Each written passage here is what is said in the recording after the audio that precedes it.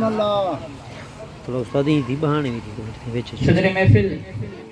पीरे तरीक़त रहबर शरीयत किबला सैयद मंजूर हुसैन शाह जिलानी सजादा नशीन दरगाह सैयद हज़ारी शाह जिलानी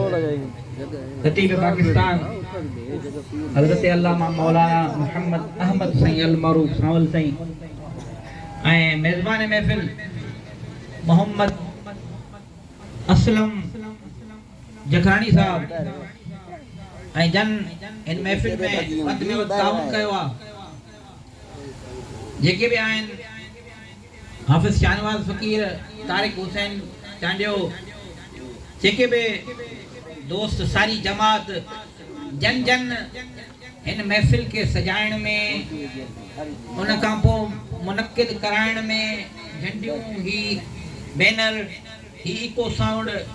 मुझा मालिक इन्हनि जी हाज़िरी पंहिंजी बारगाह में मक़बूल हुंदो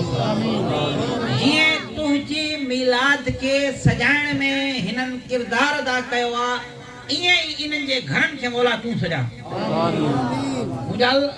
दोस्तो वक्त इजाज़त नथो ॾे जो तकरीर कयूं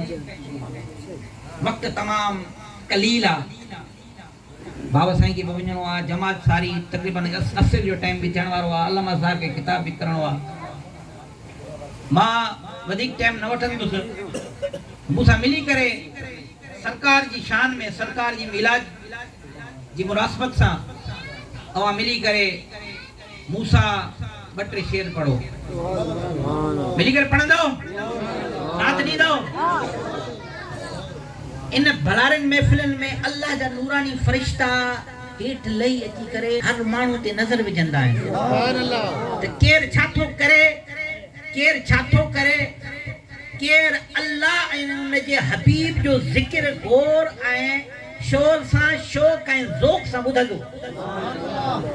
पोइ हाणे सभु शइ तव्हांखे मां ॿुधायो आहे ज़िक्र अल्लाह जो ऐं उन जे हबीब जो गौर सां ॿुधणो आहे बरकतूं हासिल करणियूं आहिनि या वेही करे टाइम विञाइणो आहे सुभान अल्लाह हाणे बाल तव्हांजे कोल जेको फ़ैसिलो तव्हांखे उनका जी मोहब्बत आहे अक़ीदत सां पढ़ायो सल्लल्लाहु अलैहि या रसूल अल्लाह वसल्लम अलैहि या हबीब अल्लाह अजीव्यो रंगड़ो रचीव्यो रंगड़ो रचीव्यो आयो नबी सरदार अल्लाह कंदो बेड़ा सभिन जा पार चओ बेड़ा सभिन जा पार अचीव्यो रंगड़ो रचीव्यो आयो नबी सरदार अल्लाह कंदो बेड़ा सभिन जो पार ओ ताज लौला की सिरत सजाए खत्म नबूवत ओ चादर पाए ओ आयो अणिन आधार अल्लाह कंदो